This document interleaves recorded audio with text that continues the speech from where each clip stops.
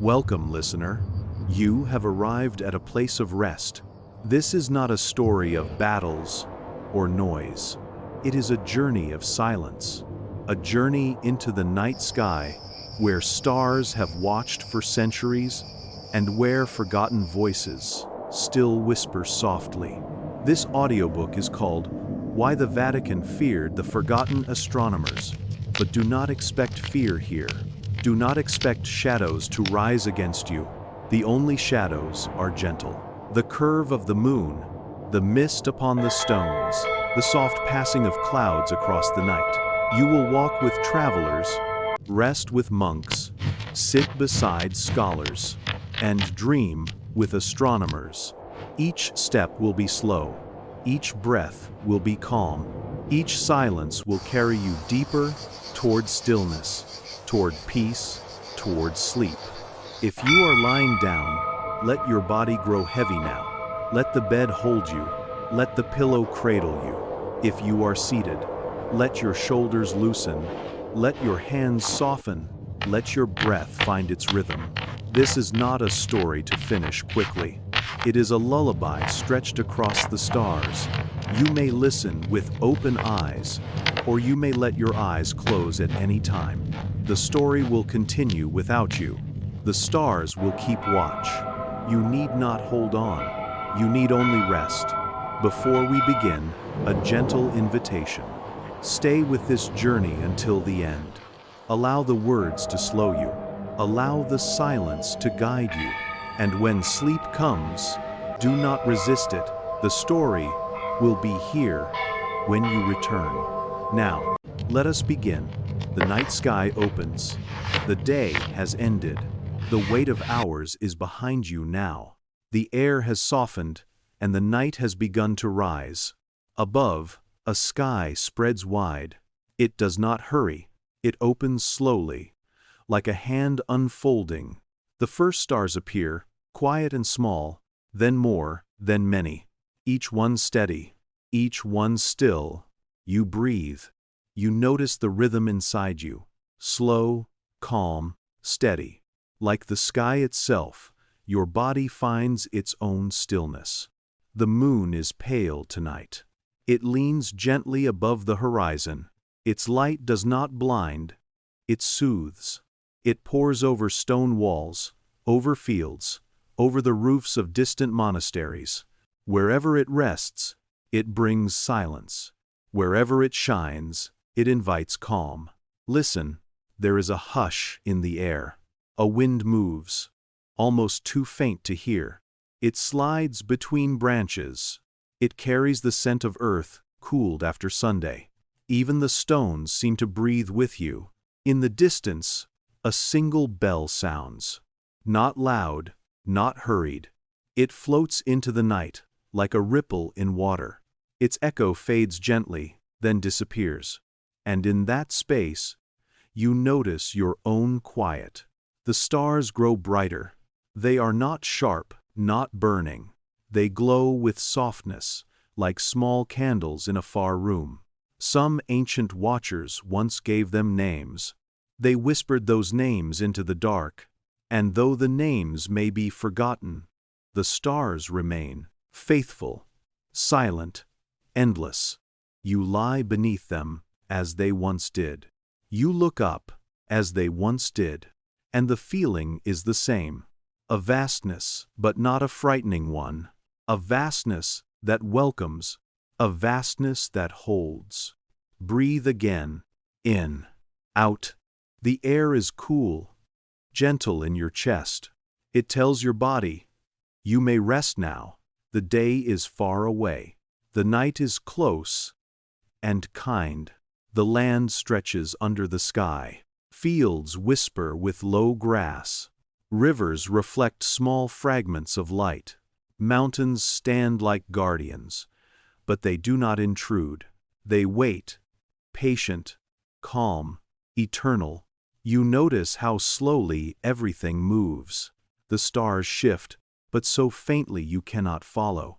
The moon rises, but with no sound, no rush. Time itself seems to soften, to blur at the edges.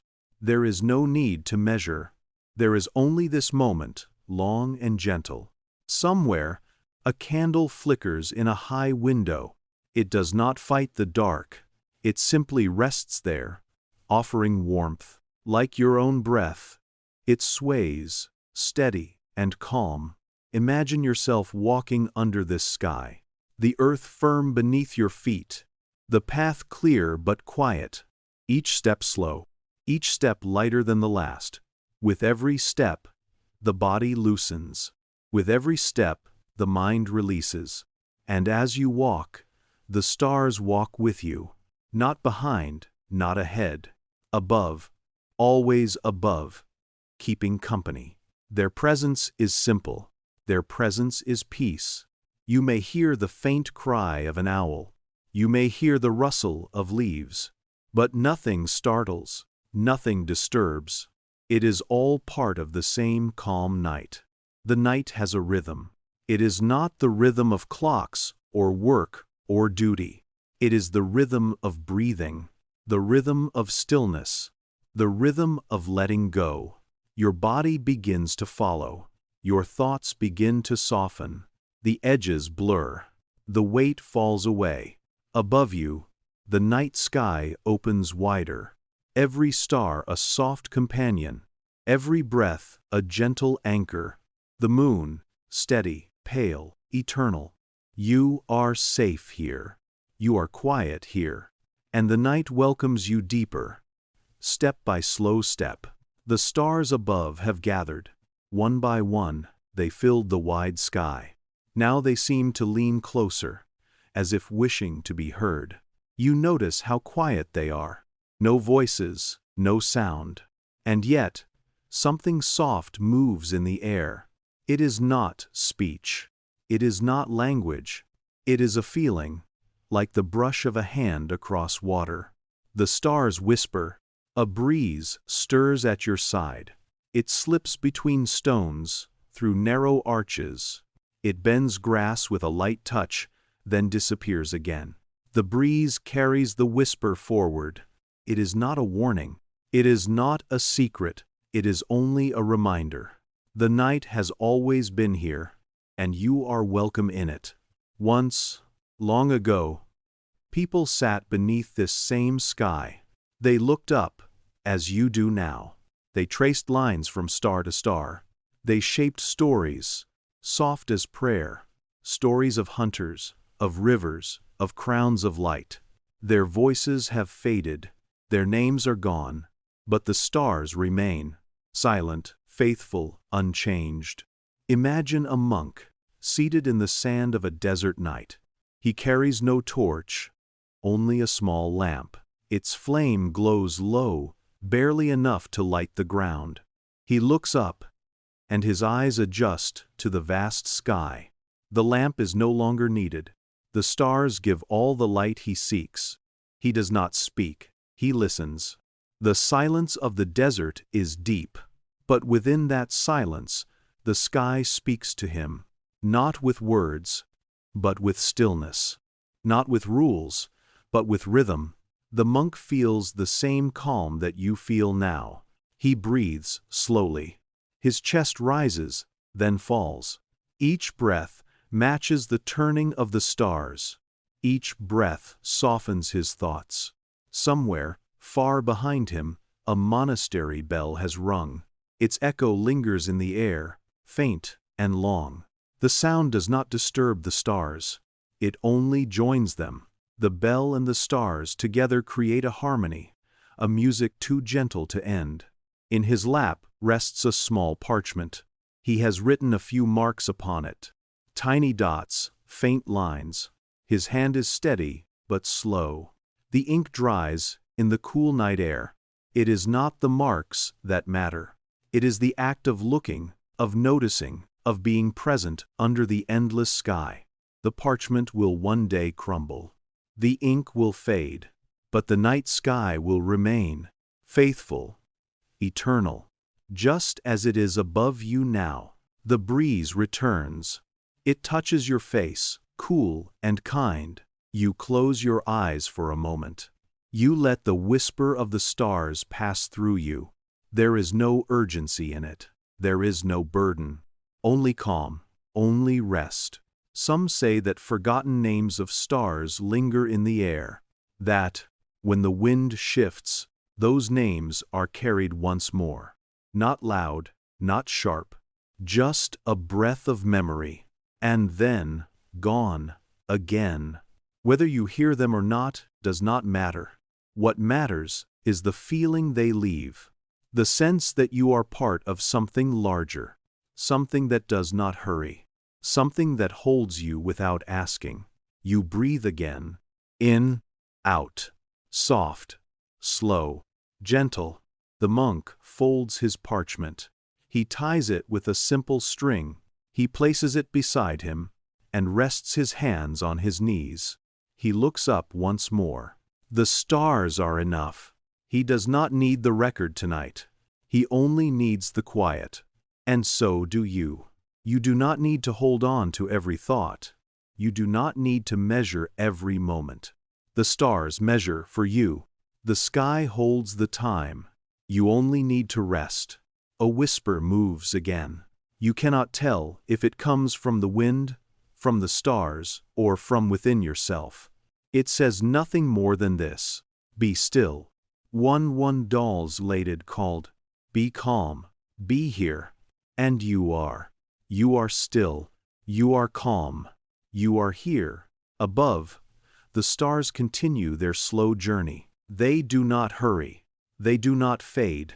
They wait, as they always have, as they always will. And you rest with them. The night deepens. The whispers soften. And the stars keep watch, quietly, gently, endlessly. The desert at night is not empty. It breathes. It rests. It waits. The sands stretch in every direction, pale under the moon. They do not blaze now. They do not burn. They glow, soft and silver, as if dusted with quiet light. Upon these sands, a traveler walks. His steps are slow.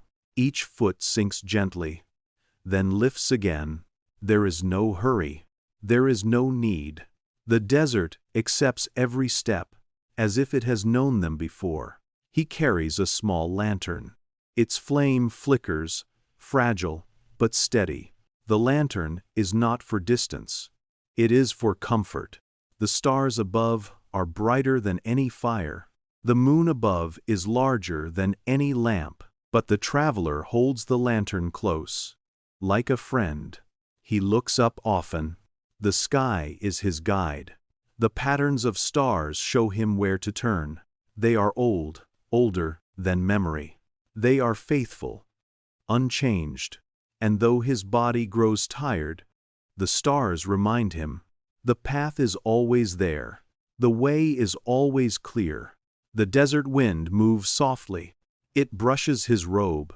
It carries the sound of sand shifting.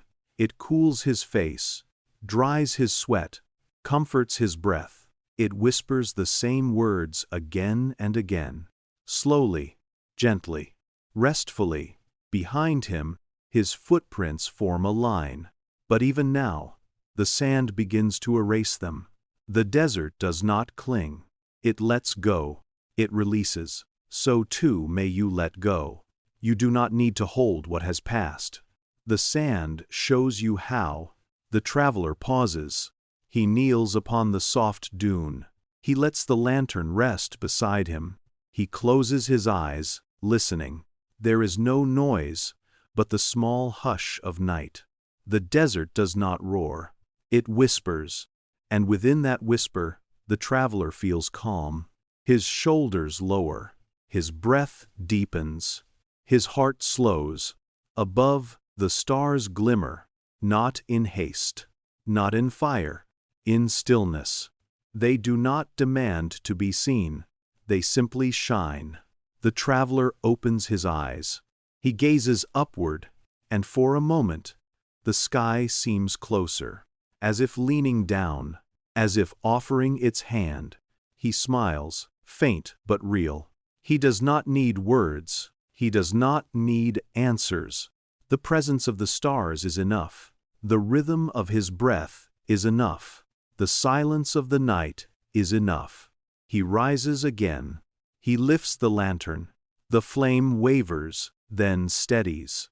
And so does he. Step by step, he moves onward. The sand shifts. The wind carries. The stars watch. His journey is not one of distance. It is one of rhythm. Each step is a release. Each breath is a surrender. Each glance at the sky is a reminder. You are small, but you are held. You are moving, but you are safe. The desert, the stars, the lantern, the breath, all are companions. All are calm. All are gentle. And so the traveler continues. Not quickly, not anxiously, but slowly, softly, into the waiting night. In the quiet of the night, the traveler rests. He has walked far, but distance no longer matters. The stars above guide him, not in haste, not in force, but in silence. And as he looks upward, he remembers what has been forgotten. Long ago, the stars had names, soft names, whispered under tents, in monasteries, on mountaintops. They were spoken by those who studied the sky. They were written in ink, carefully, upon fragile parchment. Each star had a story. Each constellation was a voice. And yet, with time, the voices faded. The names dissolved like mist. Only the sky remained, unchanging, eternal. The traveler imagines those who came before him: a monk seated at a wooden desk, a scholar bent over parchment, the light of a single candle touching his hand. He traces dots and lines, copying what he sees above. His hand moves slowly, gently, as if each mark must be treated with care. Outside, the night is wide and still. Inside, the air smells of wax and dust. The sound of the quill scratching is the only sound. The ink fades over centuries. The parchment cracks. The desk grows cold. The scholar is gone, his breath long vanished. But the stars remain. They shine, in the same places, in the same patterns. They do not hurry. They do not change. Somewhere, in the folds of history, the names are lost. Perhaps written in a language no longer spoken. Perhaps hidden in a library where dust is thicker than memory. Perhaps burned. Perhaps buried. Perhaps simply forgotten. And yet, when you look up, you feel them still. Not the names themselves, but the weight of them, the tenderness. The stars carry memory without speaking it. The traveler kneels in the sand. He smooths the ground before him with his hand. In the grains of desert, he sketches the shape of a constellation. A curve, a line, a cluster. He does not speak a name. He only traces, then lets the wind erase it, as if to say, nothing must be held forever. It is enough that it was once loved. It is enough that it once was seen. A breeze moves over the desert. It stirs the sand. It bends the faint flame of the lantern. It touches his face, cool, gentle. It carries a silence deeper than words. A silence in which the forgotten names live. You, too, may let go. The names of your own day, the words that pressed upon you, the noise that clung to you. Let them fade, like ink upon parchment. Let them soften, like footprints in sand. Let them drift away, like whispers carried by wind. You do not need to hold them now. You do not need to speak them again. The night holds them for you. Above, the stars continue. Their light is soft, their presence constant. They do not demand memory. They only offer company. They shine for the monk who once wrote, for the traveler who now walks, and for you who listens. They shine without end. They shine without need. They shine because that is what stars do. The traveler closes his eyes. The lantern beside him flickers, then steadies. The desert breathes around him, and the forgotten names rest in the air, not spoken, not written, only felt. You breathe, too. In, out, soft, slow. The forgotten names fall away. The silence remains. And in that silence, there is peace. On the slope of a quiet hill, a monastery rests. Its walls are built of stone, cool and strong, worn by centuries of wind.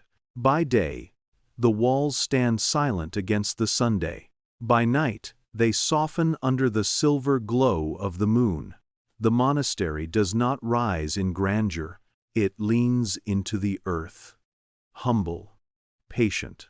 Its roof tiles shimmer faintly in the moonlight. Its windows, narrow and deep, breathe out a faint warmth of candlelight.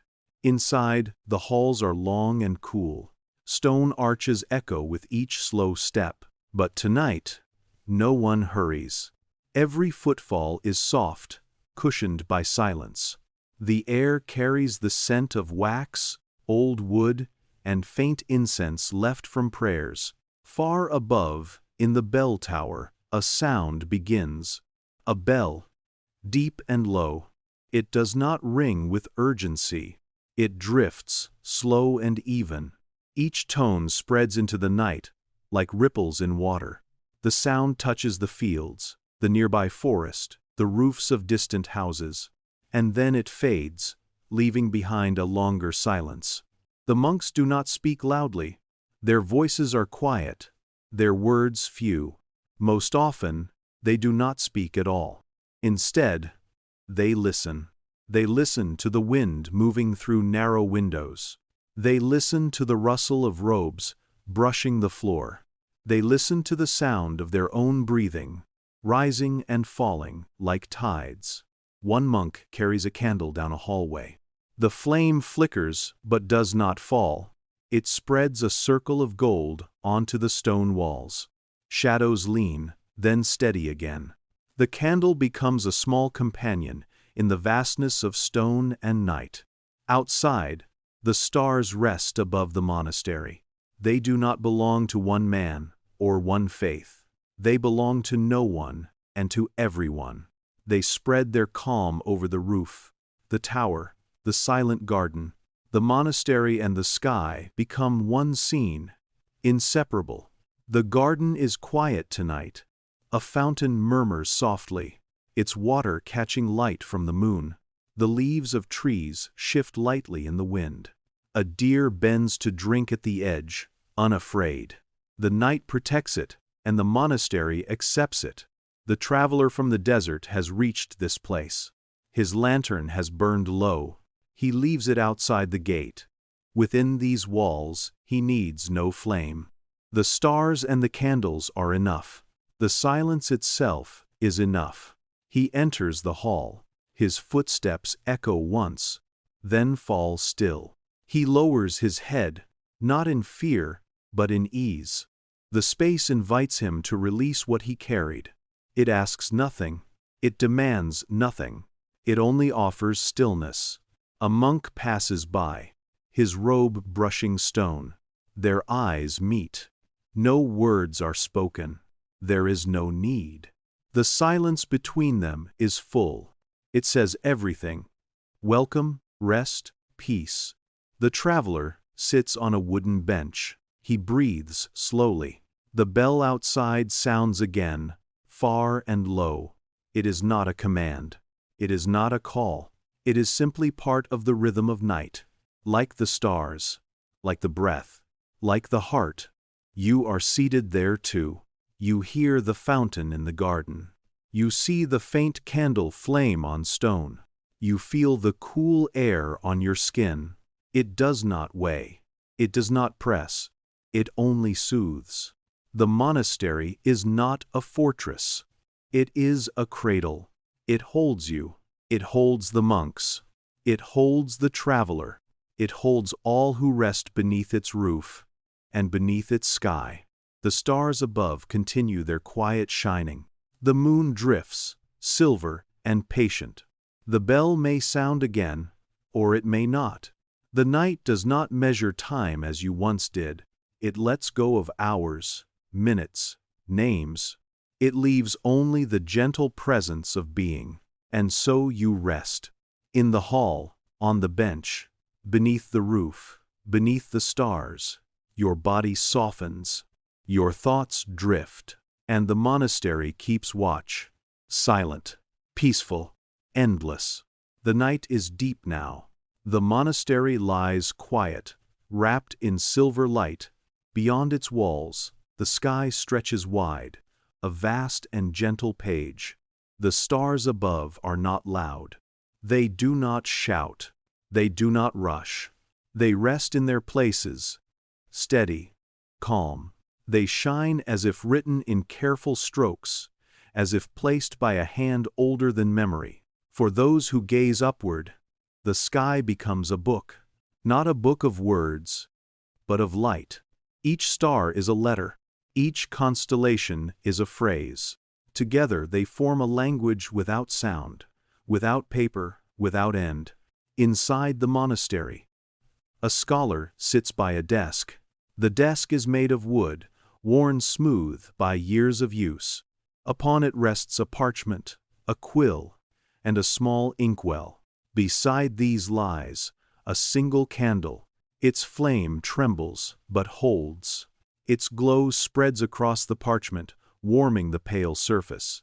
The scholar lifts his eyes often to the window. Through the narrow stone opening, the stars appear like marks waiting to be copied. His hand moves slowly. The quill dips in ink, then rises. A dot is placed, another dot, a line between them, careful, gentle, deliberate. Outside, the wind passes through the courtyard. It carries the sound of leaves brushing each other. It carries the scent of night air, cool and clear. The fountain whispers its endless stream. The sky, above it all, remains vast and still. The scholar pauses. He looks again. The stars do not change their pace. They do not hurry for him. They wait, steady in their places. He breathes with them, slow, even, calm. The parchment begins to fill, not with words, not with stories, but with patterns. Small circles, faint lines, simple forms. To another eye, they may seem like nothing, but to him, they are the reflection of heaven itself. Each mark a reminder. The universe is patient. Each line a promise. The night is endless, and so is rest. You imagine yourself at his side. The desk before you, the candle flickering softly. You dip the quill in ink, draw a slow, steady line. The paper accepts it, without hurry, without complaint. And you realize, you, too, are tracing the rhythm of the sky. Your breath is the ink. Your heartbeat is the line. Your presence is the mark that joins earth to heaven. The sky is a silent book. It has no beginning, no ending. It does not judge. It does not demand. It simply opens, night after night, inviting those who look to rest in its quiet story. The scholar leans back. His quill rests. His hand is still. He closes his eyes, but he does not sleep yet. He simply listens. To the sound of the fountain, to the hush of the wind, to the deep silence of the stars. You listen too. The silence is not empty. It is full of calm. It carries you gently, like water carries a leaf.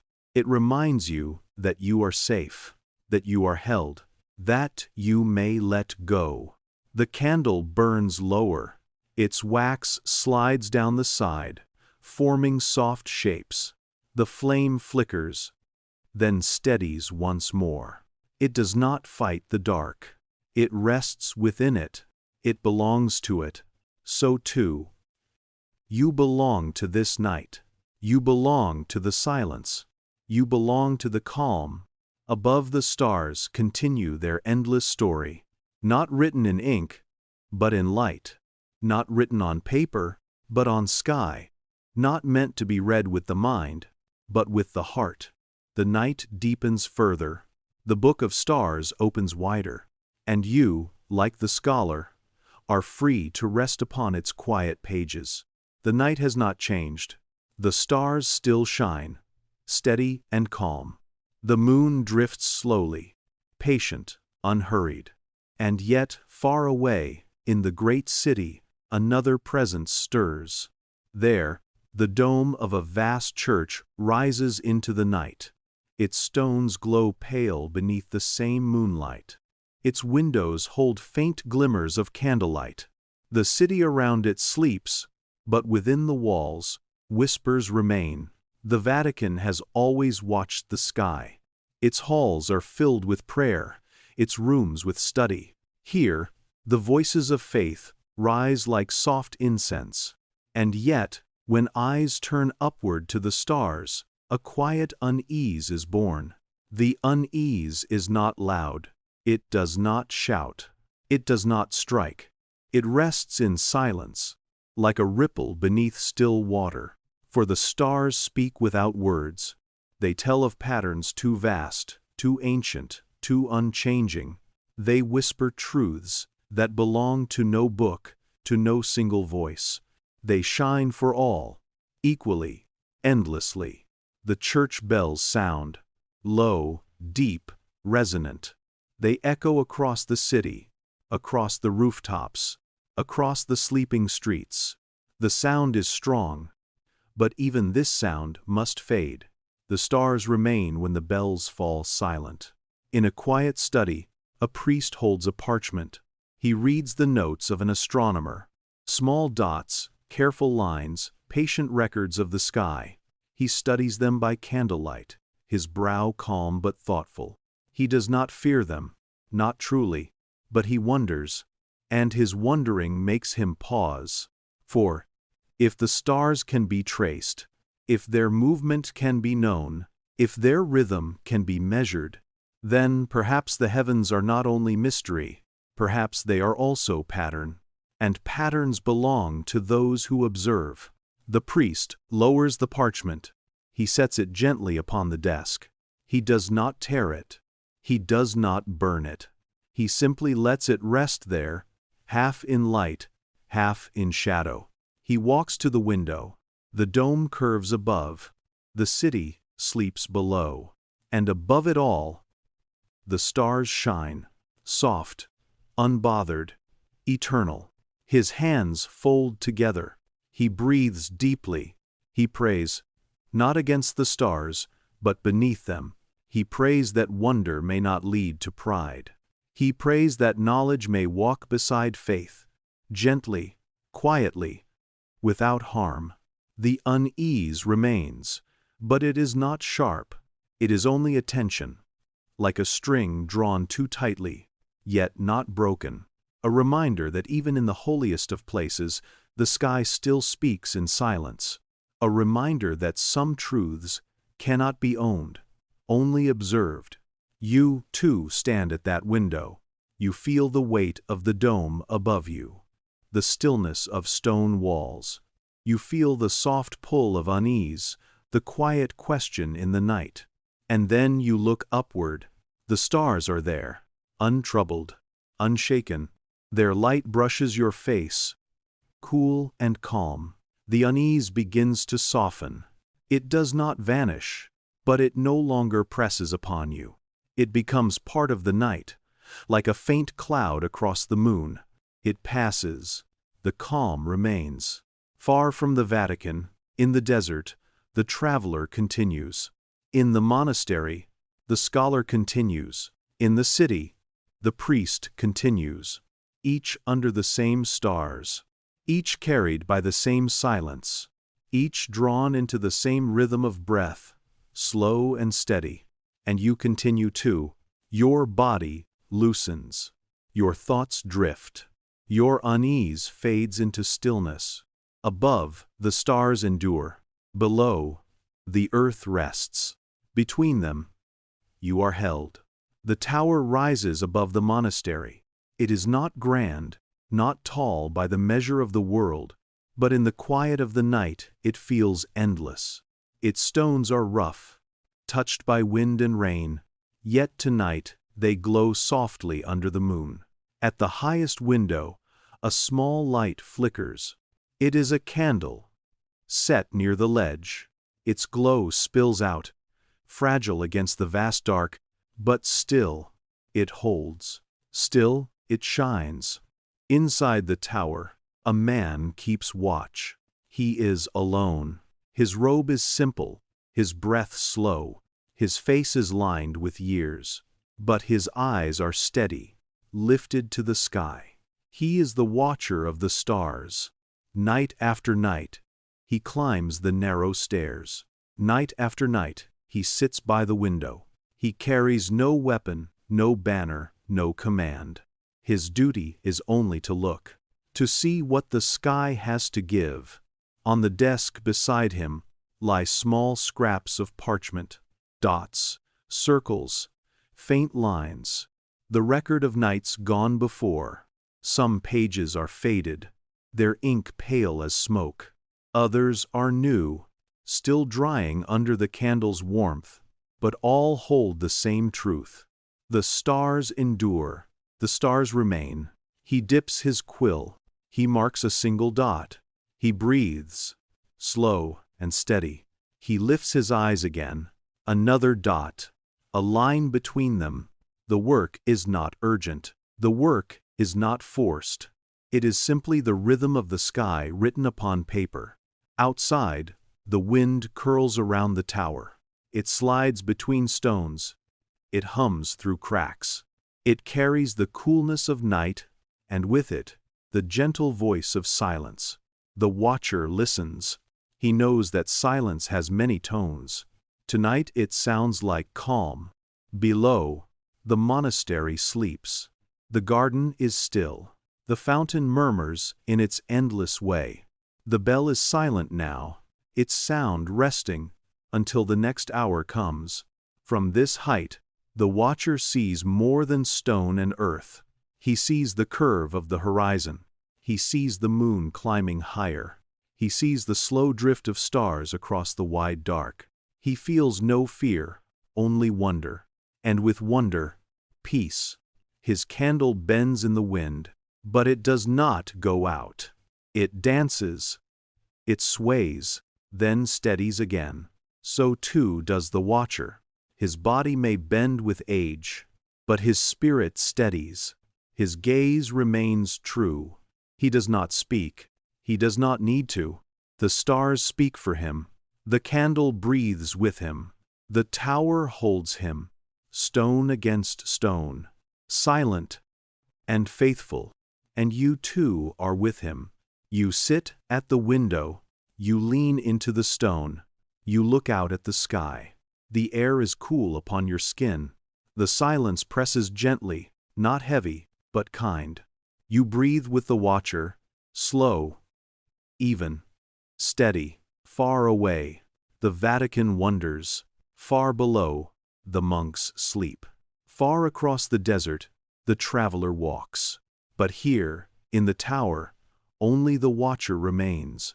He is patient, he is still, he is content. The stars continue. They shine without end. They ask nothing. They give everything.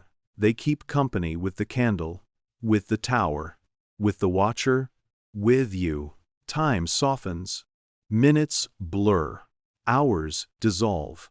There is only night, and the stars, and the steady breath of one who watches.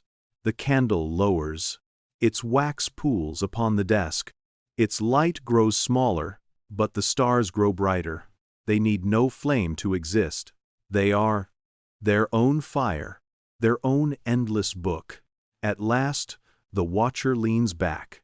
He closes his eyes, but he is not weary. He is simply resting in the silence he has guarded. The tower holds him. The sky covers him. The stars guide him, even in sleep. And so, the tower remains, silent, calm, faithful. The watcher, the candle, the stars, all together, in one breath, one rhythm, one night without end. Midnight has come. The monastery lies in deeper silence. Even the wind has grown softer, sliding gently between the stones, like a hand smoothing a page. Inside a narrow chamber, a desk waits. Upon it rests parchment, an inkwell half full, and a quill lying in stillness. A single candle burns. Its light spreads a small circle of gold. Beyond that circle, shadows gather, soft and harmless, embracing the walls. A monk enters. His steps are slow. His robe whispers against the floor. He sits at the desk, picks up the quill, and dips it into ink. He lifts his eyes to the window. The stars are there, quiet, endless, unchanged. They look down with calm patience. He breathes with them, slow, steady, gentle. Then he bends to the parchment. The quill touches the page. A dot is placed. Another dot, a line between them. His hand moves carefully, not rushing, not forcing. Each mark is made with care. The night is silent, but not empty. There is the faint crackle of the candle. There is the whisper of his breath. There is the sound of ink soaking into paper. These are the sounds of midnight. These are the records of the sky. He pauses. The quill rests. He looks again to the heavens. The stars do not hurry. They do not ask him to finish. They wait, steady, patient. And so, he waits too. His body still, his thoughts slowing. He becomes like the stars, a point of calm in the vast night. The parchment before him fills slowly. Dots, lines, circles. Not words, not sentences, but the language of the heavens, drawn gently onto the earth. To others, the page may look like nothing, marks scattered across pale skin, but to him it is a map of eternity, a mirror of what the sky has given, a record not of power, but of patience, not of noise, but of silence. The candle lowers. Its wax slides, forming soft shapes that lean and bend. The flame wavers, then steadies again. It is a companion, breathing as he breathes, resting as he rests. At last, the quill stills. The monk leans back. His hand falls into his lap. His eyes close, but his mind remains with the stars. He drifts, not into sleep yet, but into a place between thought and dream. You are there with him. You sit at the desk. You feel the wood beneath your fingers. You see the parchment filled with faint marks. You hear the quiet scratch of the quill, now ended, now resting. The silence deepens. It does not weigh. It lifts. It carries you, as the stars carry the night. Outside, the sky continues. The stars drift in their endless path. The moon climbs, slow and silver. Time itself softens, losing its sharpness, becoming only presence, only calm. The monk lowers his head. His breathing slows further. The candle glows low, almost finished, but not yet gone. Its final light rests upon the records of midnight, soft and golden. And in that light, everything feels at peace. The parchment, the quill, the monk, the stars, and you. Midnight has been written. It will pass. But the calm it carries remains with you, like ink that never fades, like stars that never fall. In a quiet chamber of the monastery, wooden shelves line the walls. They lean with age, their surfaces darkened by time. Upon them rest the scrolls, dozens, perhaps hundreds, some tied with faded strings, some left open, their edges curled like leaves in autumn. The air here is cool. It smells of dust, of parchment, of wax that has long since hardened. When you step inside, you feel the stillness deepen. The silence is thicker, as if the very walls are listening. One monk enters. He walks slowly, his hand brushing the wood. He pauses before a shelf, then gently lifts a scroll. The parchment crackles faintly under his touch. He carries it to a table. He sets it down, careful, deliberate, as if placing a bird's egg in a nest. He unties the string. It falls away without sound. The parchment opens. The ink is pale, so pale it seems almost gone. Yet the marks are still there. Dots, lines, words half vanished, traces of voices, once alive, once strong, now faint as whispers. The monk leans closer. He does not strain. He does not hurry. He simply allows his eyes to rest upon the fading lines. He feels the presence of those who wrote them, men who sat beneath stars centuries ago, men who dipped quills in ink, who whispered names to themselves, who looked upward with the same quiet wonder. Their voices are not gone. They linger here, caught in the strokes of ink, caught in the shape of every curve, caught in the silence between each dot and line. The monk places his hand upon the parchment. He does not press. He only rests it there, feeling the faint texture, feeling the weight of time. It is not heavy. It is gentle, like a memory that does not demand to be remembered, but is grateful simply to exist. You, too, sit at the table. You see the fading ink. You feel the parchment, dry and thin beneath your fingertips. You imagine the voices that once filled these halls. Not loud, not harsh. Soft voices, steady voices, recording the quiet language of the stars. The candle beside you flickers. Its light moves over the scroll, illuminating some words, leaving others in shadow. It does not matter if you can read them all. It is enough to feel them. It is enough to know they are here. The monk breathes deeply. His breath joins yours. Slow, steady, gentle. The scroll breathes too, in its own way, as though every mark exhales calm. Outside, the night continues. The stars shine, their light falling softly even into this hidden chamber. The fountain murmurs faintly, its sound slipping through the window. The air is cool against your skin, a soft reminder that you are here, safe, held. The scroll lies open. Its voice is fading, but its silence is alive. You hear it not with your ears, but with your heart. It whispers, "You are not alone beneath the stars. Others have looked, others have listened, and now you rest with them." The monk closes the scroll.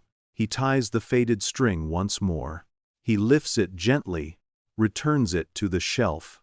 The parchment rests. The voices rest. The chamber rests. And so do you. Your body softens. Your mind drifts. The fading voices surround you like a lullaby. Not loud, not urgent, only calm, only gentle, only enough. The scrolls wait. The stars wait. The silence waits. All together, they hold you in the stillness of midnight. The night sky does not hurry. It moves with a rhythm older than memory. Each star glides in silence. The moon rises, patient, pale, unchanging. Together, they form a clock beyond any hand, a timekeeper greater than any bell. You look upward. The stars seem still, but if you wait, you feel their drift. One star edges higher, another leans lower. The moon slides gently across the dark. Time passes, but not as you once knew it. It passes in silence, in calm, in endless repetition. This is the cosmic clock, Its face is the sky. Its hands are the stars. Its chime is the hush of midnight wind. In the courtyard, a monk stands. He lifts his head. He has no instrument, no glass, no gear, only his eyes and his breath. He watches the shadow of the sundial, though the sun is gone. He imagines where it would fall. If morning were here, he knows that the moon, too, marks time, that eclipses and risings are not random but woven into the fabric of the night. For him, the clock does not strike hours, it strikes calm. It reminds him that life has rhythm, wake and sleep, work and rest, light and dark, breath in and breath out. The fountain whispers nearby. Its drops fall at steady pace. Each sound is another tick of time, another reminder of rhythm, not sharp, not loud, but flowing, endless, gentle. The monk lowers his eyes. He feels his own body. His heart beats slow and steady. His lungs fill and empty.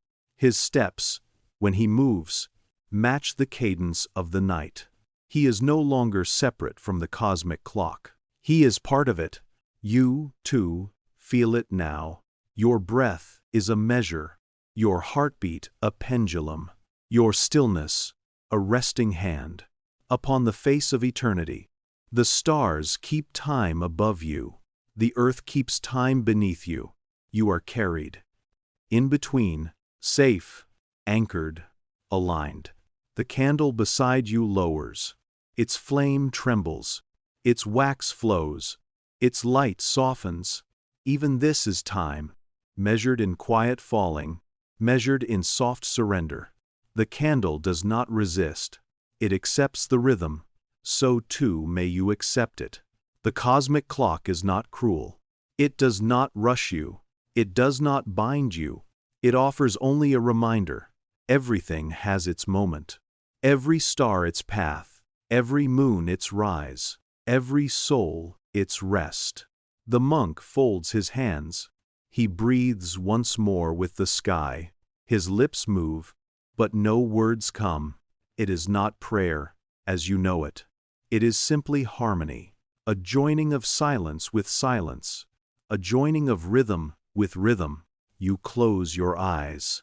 Behind them, you still feel the stars. They continue their path. They keep time for you. You need not count. You need not measure. You only need to rest. The cosmic clock turns. Its hands are endless. Its face is eternal. Its chime is soft as breath. And in its keeping, you are safe. You are quiet. You are held. The sky is vast tonight. The stars shine in their patient places. The moon climbs higher, silver and calm, steady as a lantern in the dark. But sometimes, the night brings change. Not sudden, not cruel, only gentle, only sure. A shadow begins to move across the face of the moon. It is slow, so slow that you might not notice at first. The bright circle softens, part by part, until a dark curve leans across it. This is an eclipse. Long ago, people feared this. They saw the moon vanish, and they trembled. They thought the heavens were angry. They thought the night was broken. But in truth, the eclipse is no threat. It is only rhythm.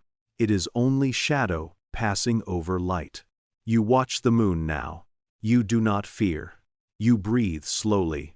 The shadow grows, covering more and more until the moon is dim, red and quiet, like an ember in the sky. The stars around it shine brighter. They step forward, filling the darkened space with calm. The night does not collapse. It deepens. It becomes softer. It becomes whole in another way. The air cools against your skin. The silence grows. No bells, no footsteps, no voices. Only the quiet turning of the sky. The eclipse is not a wound. It is a reminder. Light and dark move together. One does not destroy the other. They join. They complete. The monk in the courtyard lifts his head. He watches the shadow pass. He does not move, does not pray, does not fear. He simply rests his gaze upon the changing sky. His heart beats with the same calm. His breath rises and falls. The eclipse becomes part of him, as natural as inhaling, as gentle as sleep. You feel it too. The moon fading, the stars brightening, the air shifting. But nothing is taken from you. Nothing is lost. The silence of the eclipse is full, like the pause between two breaths. A moment of stillness, a moment of surrender. The shadow lingers. The red glow holds in the sky. Time seems to soften.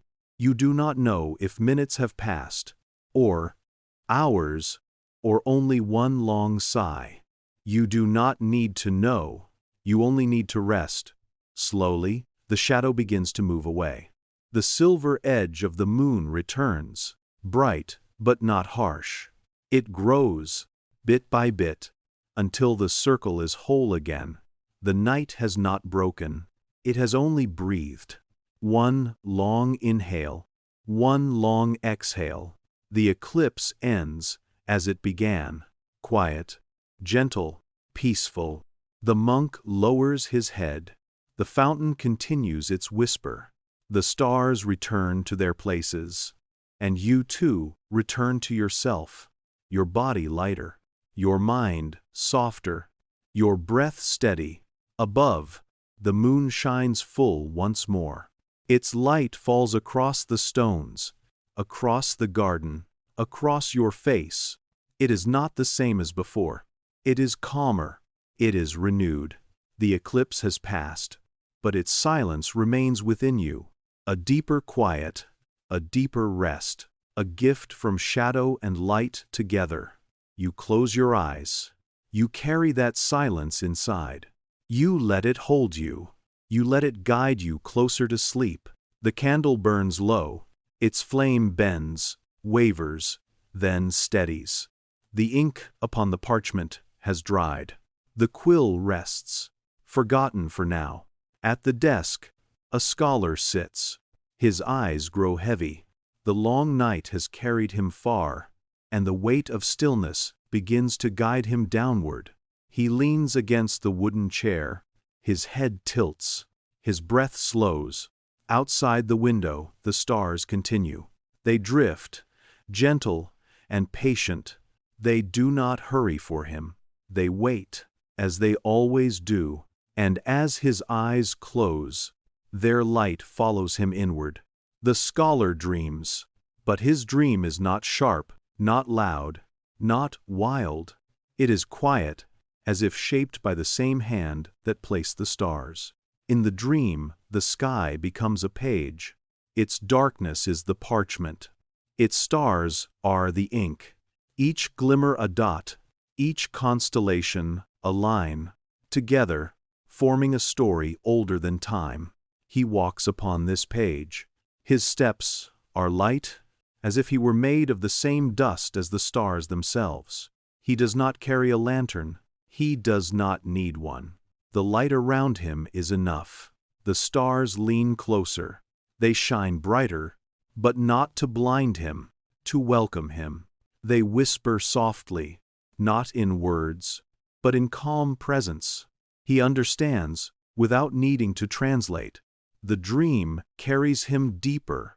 He sees the constellations unfold, not as hunters or rivers, but as memories. Memories of voices long gone. Memories of monks who sat in silence. Memories of travelers who walked deserts under this same sky. They are all here, woven into the fabric of night. The scholar does not feel alone. He feels held. He feels part of a circle, stretching backward through centuries, forward, into the endless dark. And in that circle, everything is calm. You dream with him now. You walk the same starry page. You breathe the same cool air. Your steps echo softly, yet they leave no mark. The sky absorbs them. The night welcomes them. You look upward. The stars above form shapes only you can see. Perhaps a tree, perhaps a river, perhaps simply a cluster of gentle lights. It does not matter what you see. It matters only that you are seeing, that you are present. The dream deepens. The scholar drifts further. He lies upon the starry parchment, as if the heavens themselves were a bed. His body softens, his thoughts dissolve, his breath melts into the silence of the dream. The candle on the desk lowers further. Its flame trembles, then steadies, then bends again. The wax pools, shining faintly in the dim light. Soon it will fade, but the dream will continue. The dream belongs not to the candle, but to the night. The fountain whispers outside. The wind slips through the garden. The bell in the tower remains silent. All sounds soften, like a lullaby carried by air. The scholar's dream is not disturbed. It is nourished, and so is yours. Your body grows lighter. Your mind grows softer. The edges blur. You are not awake, not fully asleep, but somewhere between, where the stars can reach you. The astronomy of dreams is not written in books. It is written in silence, in breath, in the steady glow of the night. It is a science of rest, a language of calm. The scholar drifts deeper. You drift with him. The stars keep watch, their light steady, their rhythm endless. The dream becomes the night. The night becomes the dream. And in that union, you are safe. You are quiet. You are free to let go. The night stretches wide. The stars glow steadily above, not brighter, not weaker, just constant, just calm. Across a narrow mountain path, a group of pilgrims walks. Their steps are slow, measured, quiet upon the stones. They do not rush. The journey is not about speed. It is about rhythm. Each pilgrim carries a staff. The wood touches earth with every step. Tap, pause, tap, pause. The sound repeats like a heartbeat, like the ticking of a clock too vast to see. The moon shines down, silver and soft. It lights their path, but never blinds. The stars above are their compass. They lift their eyes. They follow the constellations, not in fear, but in trust. The wind moves gently through the valley. It brushes cloaks. It cools faces warmed by the climb. It carries scents of stone, of moss, of water hidden deeper in the hills. The pilgrims breathe it in, and with each breath, their bodies loosen, their hearts grow lighter. One pilgrim hums softly, a tune without words, low and steady, rising and falling like breath. The others do not join, yet they walk to its rhythm. The sound weaves with the staff tapping, with the crunch of gravel, with the silence of the night. You walk among them now. You feel the ground beneath your feet. Firm, but not harsh. Cool, but not unkind. Your staff moves with theirs. Tap, pause, tap, pause. Your steps align with the stars above. Your body finds the rhythm of the journey. The mountain rises slowly around you. Its shadows are deep, but not heavy. They cradle the pilgrims, protecting them as they climb. Above, the stars shine through the gaps. Like lanterns hung in a dark ceiling, no voices are raised.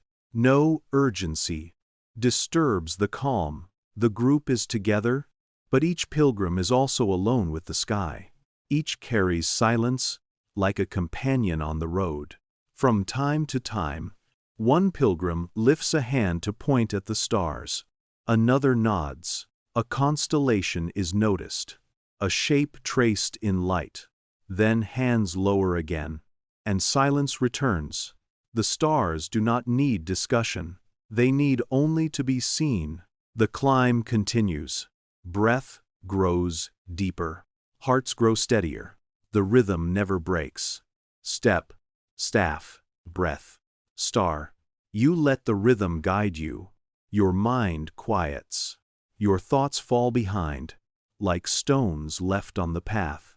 You are carried forward, not by effort, but by the calm weight of the night itself. Far below, the valley sleeps. No lights flicker, no voices call, only the whisper of wind, only the endless patience of the earth. The moon tilts higher, the stars drift further west. The path narrows, but the pilgrims do not fear. They walk with trust, with calm, with silence. At last, they pause. They rest upon a flat stone ledge. They lift their eyes together. Above them, the sky opens wider, an ocean of stars spilling across the dark. No one speaks. No one needs to. The silence is enough. The stars are enough. The journey itself is enough. You rest with them, your staff at your side, your breath deep and even, your body warm in the moonlight, your thoughts as light as dust. The pilgrims close their eyes. Some bow their heads. Some lean against stone. Some simply breathe. Their rest is your rest. Their silence is your silence. Their calm is your calm. Above, the stars continue to guide. But for now, the path is no longer needed. For now, there is only stillness, only peace, only sleep. The city lies in stillness. Streets are empty. Shadows rest between stone walls. The air is cool, carrying the hush of midnight. At the heart of the city, the great dome rises. Its curves glow softly under the pale moon. Its windows hold faint circles of gold, candles burning in silence behind heavy glass. Inside, the halls stretch long. Stone arches reach upward. Steps echo, but lightly. The sound does not break the quiet. It only adds to it, like a drop falling into deep water. In a study near the dome, a priest sits with parchment before him. The pages are filled with marks of stars, dots, and lines. A quiet map of heaven. He runs his hand over the surface, not to erase, not to alter, but to feel the weight of the ink. He lifts his eyes to the window. Through it, the stars look back. They shine as they always have. Steady, unchanging, patient. The priest breathes slowly, yet in his chest a question lingers. For centuries, the Church has spoken of heaven. Its words rise in prayer. Its bells call through the day and night. But here, on parchment, he sees another kind of language. A language of points and patterns. A language no man controls. It is not fear that touches him. It is something lighter, a shadow of unease. What if the heavens can be measured? What if mystery can be traced? Marked in ink, drawn into lines. The priest lowers his head. He closes his eyes. He does not fight the thought. He lets it drift, like a cloud across the moon. The cloud does not stay. It passes. The moon remains. So too, the stars. The bells sound faintly in the distance. Their voices are low, deep, resonant. They echo across the city, across rooftops, over sleeping homes. Even as they fade, the stars shine on. Their calm is greater than the bell. Their silence outlasts the sound. The priest folds his hands. He prays not against the stars, but beneath them. He asks, not for control, but for harmony. That faith and wonder may walk side by side, quietly, without conflict. You stand with him now. You feel the stone floor under your feet. You see the faint glow of the candle. You hear the low hum of silence in the hall. You, too, feel the unease. But you also feel it soften, light as breath, fading into stillness. Above the dome, the stars continue. They do not belong to parchment, to priest, to Vatican, to any hand. They belong to the night. They belong to silence. They belong to rest. The priest lowers his eyes again. The parchment lies before him, still, patient, unchanged. The ink does not argue. The stars do not press. Everything waits. Everything holds. And so he breathes again. The unease slips further away. It does not vanish completely, but it no longer weighs. It drifts like a sigh. It rests like a shadow. And then, like a shadow, it fades. You breathe with him now. In, out, slow, gentle. The night holds you both. The stars watch. The dome glows. And peace returns, quiet and sure. The Vatican remains. The city sleeps. The heavens turn. And in the rhythm of night, all worries soften, all unease dissolves, all things return to calm. On a distant hill, a tower stands alone. It is not new. Its stones are weathered, softened by centuries of rain and wind. Its roof tilts slightly, its windows narrow and dark. Once, this was a place of study. Eyes peered through lenses. Hands drew lines on parchment. Voices whispered of stars and patterns. But those voices are gone. The observatory is silent now. Mist gathers at its base. It drifts across the hill, slow and silver under the moon. The grass bends gently, wet with dew. The air is cool, carrying only the faint sound of night birds and the rustle of leaves far below. The observatory watches still. Though empty of people, its stones remember. They hold the echoes of footsteps, the touch of hands upon doors, the long hours of quiet study. All gone, yet not lost. All resting, yet present.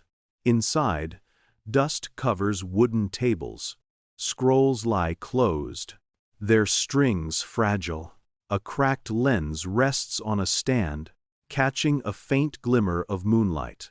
The silence is not heavy. It is gentle. It welcomes you. It invites you to breathe, to sit, to rest. You step into the observatory. Your feet stir the dust, but softly.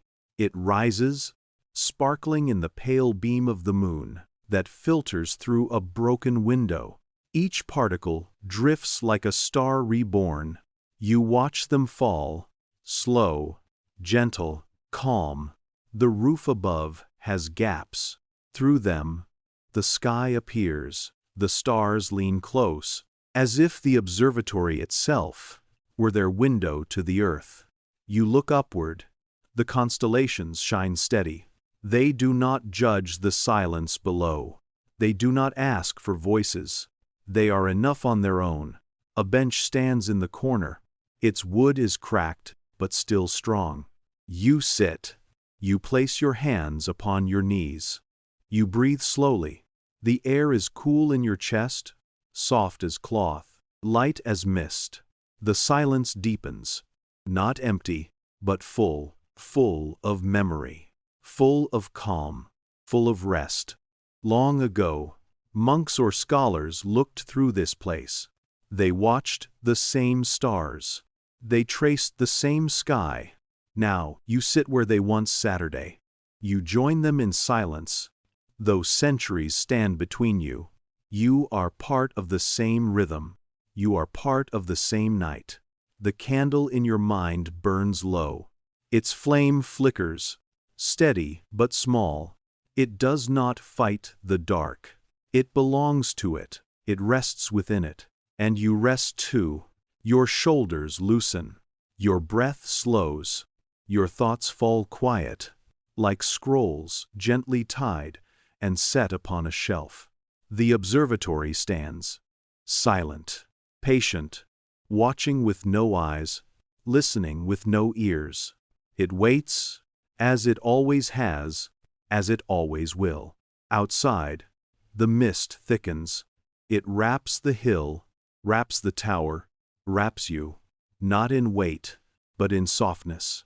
Like a blanket drawn across the night, the stars shine above. The observatory breathes below, and you sit between them, calm, safe, at peace. On the wide meadow, the grass is open like a quiet sea, and a thin white mist drifts low, skimming each blade, pooling in hollows, curling over the land's small secrets. Mole trails, fallen feathers, the pressed nests where deer once lay. It moves as breath moves, slow, gathering, letting go. Above, the moon hangs, soft and pale, a pearl in a bowl of still water, casting long silver paths that cross the earth, paths that meet and part and meet again, as if the night were weaving something gentle, out of light and cool air. At the meadow's calm heart, a circle of stones rises, tall, weathered, each one leaning a little with its years, each one holding its tilt, as you hold your shoulder, with memory, with habit, with quiet strength. They stand like guardians, silent and unmoving, the way mountains are silent, the way a kept promise is unmoving, and yet alive with a weight of remembering that hums beneath their lichen coats. The wind comes and goes. It passes through the stones, slipping between the gaps, curling, bending, turning upon itself, a soft animal learning the shape of a home. As it moves, it whispers, threading its breath through the standing circle. The stones catch the sound and cradle it, not sharply, not loudly, but softly, as if the air itself were humming a lullaby that the earth once taught the sky. This circle has no beginning, it has no end. Each stone stands apart, with its own scars and tiny rivers of quartz, its own mossy shoulders and winter-cracked faces, and yet all are joined. A ring, a rhythm, the way beads belong to a chord, the way a line of breaths belongs to the night. If you could step back far enough, if you could lift above the grass and the mist and the moon's pale gaze, you would see it is a poem written in granite, a wheel turning without moving, a clock whose hands are seasons. Long ago, people gathered here. They came up from the low river paths, from cottages whose thatch breathed smoke in the cold, from tracks stamped by hooves and by bare heels, carrying baskets and songs, salt and stories, a loaf wrapped in cloth, a knife in a leather sheath, a child asleep on a shoulder.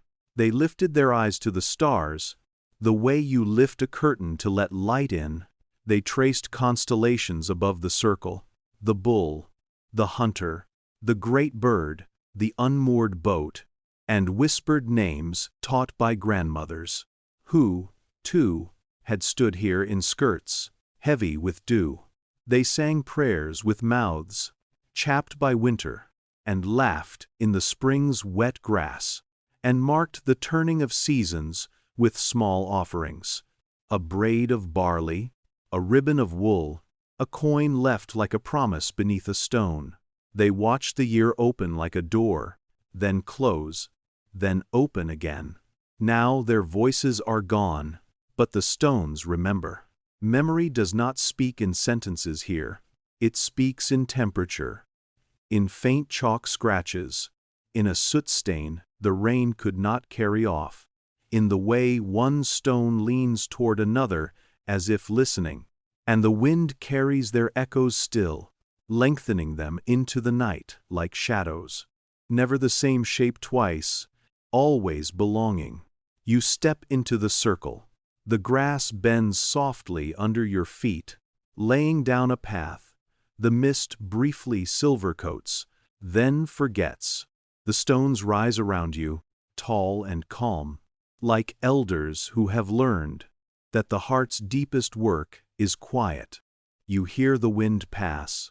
It brushes your ears, low and steady, like someone speaking gently from far away, from so far that the words shed their edges and become only warmth, become only a tone that asks nothing and answers everything it needs to. The words are not words. They are comfort. They are calm. They are rest. They settle on your shoulders like a shawl, on your eyelids, like a hand that knows you by touch alone. You notice the weight you were carrying, the small clutch of hurry, the tight pebble of worry in the shoe of your chest, and you notice how, within this ring, even stones teach letting go. Moonlight drapes itself across the stones, folding and unfolding like a quiet tide.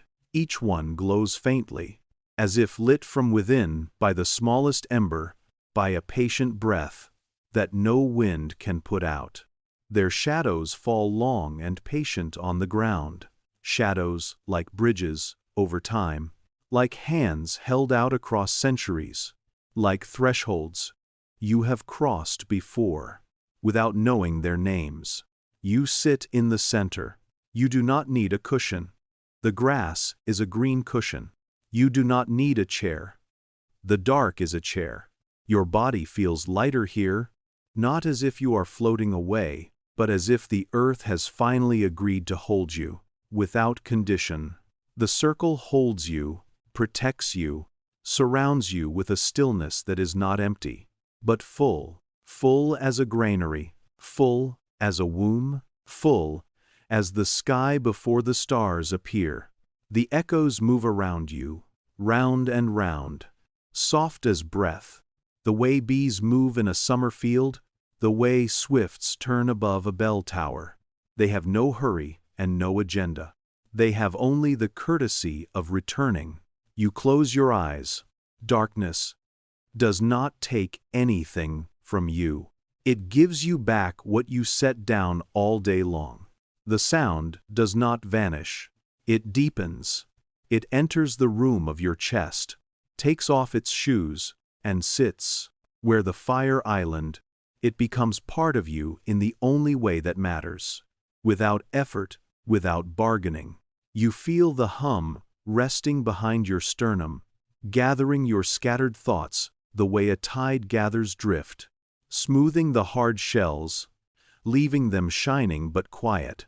The rhythm arrives in your heart, not a drummer's command, but the rhythm of a sleeping animal, of a mother rocking, of waves knitting the shore back to itself. Your breath meets it, and the two know each other, and the two keep time. Above, the stars shine steady. They look down upon the stones, as they did when a frost-bitten shepherd tucked his cloak beneath his chin, as they did when a woman pressed a wish into the crook of the tallest rock, as they did when fire lit faces in a ring and the old songs found their roads. The sky has not changed. The stones have not moved. Only time has passed. And here, time passes like a slow animal crossing a river, careful where it steps, attentive to the slickness of stones, unwilling to rush what cannot be rushed. The wind moves again. It circles you. It circles the stones. It circles the meadow, drawing wider and wider rings, until even the line of trees at the far field's edge feels included, until the low hill beyond the trees feels included, until the village lamps blinking in the distance feel included, until the river and the road that leans upon it feel included, until the first thought of morning, far off and tender, feels included too. With each turn the wind grows softer, each whisper gentler, each moment deeper, as if the night were breathing you in and breathing you out, and learning your name by heart. You are not alone. The stones stand with you, not as walls, but as companions who know the length of winters. The stars stand with you, not as judges, but as lamps left lit on a long porch.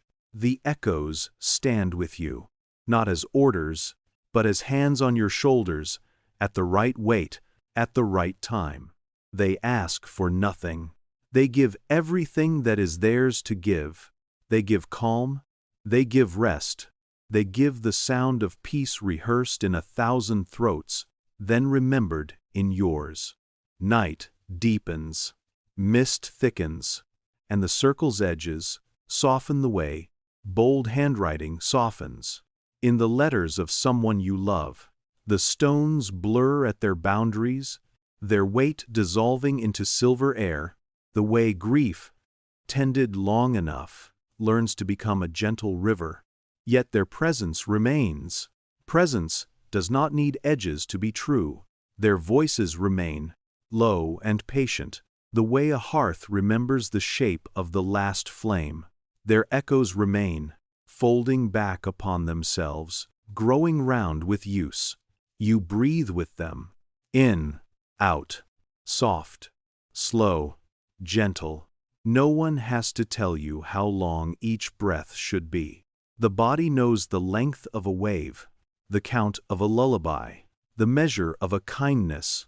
Each breath joins the circle. Each breath becomes a stone, not heavy, but steadfast. Each breath becomes another echo, not loud, but faithful. Each breath becomes a star, not burning to be seen, but simply shining, because shining is what it was made to do. The meadow rests. Fox tracks write light sentences at its edges and then stop. An owl stitches the dark with a single thread of sound and is gone. The small creek under the willow speaks to its own stones in a voice like glass. Nothing is idle. Everything is at rest. The stones rest, their long attention unbroken. The sky rests, wearing its constellations like a well-mended quilt. And you, too, rest. Not because all is solved, but because the circle does not ask you to solve anything tonight. It asks only that you be as you are. As a field is a field, as a moon is a moon. Safe in the circle, you let the last hinge in your jaw unhook, the last careful notch in your spine unlace. Safe in the echoes, you place your thoughts like smooth pebbles at the foot of the tallest stone, knowing they will still be there in the morning, and that you may not need them anymore. Safe in the silence of night, which is not absence, but presence spread wide. You feel the world hold you the way water holds a fallen leaf, supporting even your edges, making no haste to put you down. And when you rise, if you rise, dew beads at your cuffs, the shawl of mist loosens to the east. A single star keeps watch as the others quietly slip away. Nothing is broken. Nothing is hurried. You carry the circle as a roundness in your chest, as a kindness in your timing, as a steadiness in your step. You take its rhythm with you, like beads upon a string, like breaths upon the day. And the stones remain, keeping their old, good watch, so that someday, when feet you will not know find this soft path through the grass, the circle will be ready to hold them, to quiet them, to gather their breath into the same ancient song, and to give, without asking, the sound of peace. The room keeps breathing. The stone keeps its cool. The faint draft keeps its slow path, from the window to the door, and back again, like a tide in the smallest harbor. The candle lowers itself, grain by grain, its little river of wax, folds and gleams, a quiet map, running toward the candlestick's rim. The flame bends, then rights itself, stubborn as a reed in steady water. Outside, the night holds. Somewhere a far bell carries once, thin, almost imagined, then is gathered by the dark, and set aside. The stars do not answer, they continue, each in its patient measure, each at the distance it has always kept. You do not move. Not yet. You listen to the old man's breathing, even, light, a narrow stream that knows its bed. Perhaps he has fallen asleep. You think. Perhaps sleep is what prayer becomes. When words have learned to rest, your eyes grow used to space, in the way a hand learns a tool, not by naming, but by doing. The desk is a continent of paper, some sheets filled with small architectures of dots and lines, some with circles, some with nothing at all, but the faint nap of the parchment. His quill lies where he left it, the point shaded with the dimmest gleam, as though it, too, were listening. You rise only enough to draw the window a finger wider, not to let the night in. The night is already here, but to let the stars enter. By a larger door, their light is a cool thread, over the sill, across the stone, over the old man's folded hands, onto the patient charts. He does not stir. His brow is smooth. The years have been kind to him, in the way weather is kind to rock, carving, softening, making of each line a record you can trust. You look outward, through the narrow stone mouth, and the sky is an inland sea, dark and clear, drawn taut by winter. The familiar groups keep their counsel. Between them, the small pathways of faint stars reveal themselves, as if stepping from behind curtains, the ones you can see only when you look beside them, when you do not force your eyes to know. Somewhere in that acreage of dark, a streak appears, brief, unsummoned, and goes. It is not much.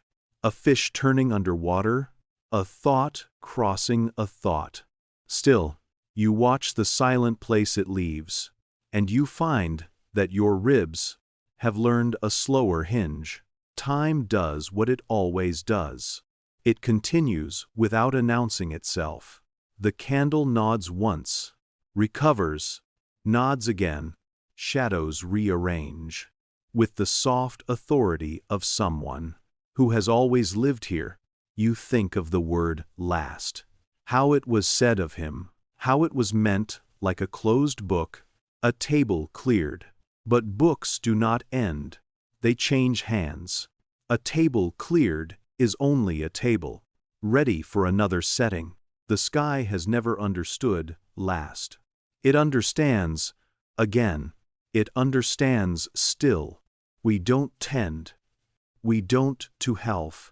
You draw the chair closer, not to wake him. You would not, but to be near the work that has been near his hands all these years.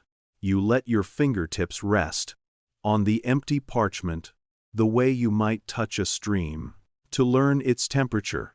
It is cool, it is patient, it says nothing of hurry.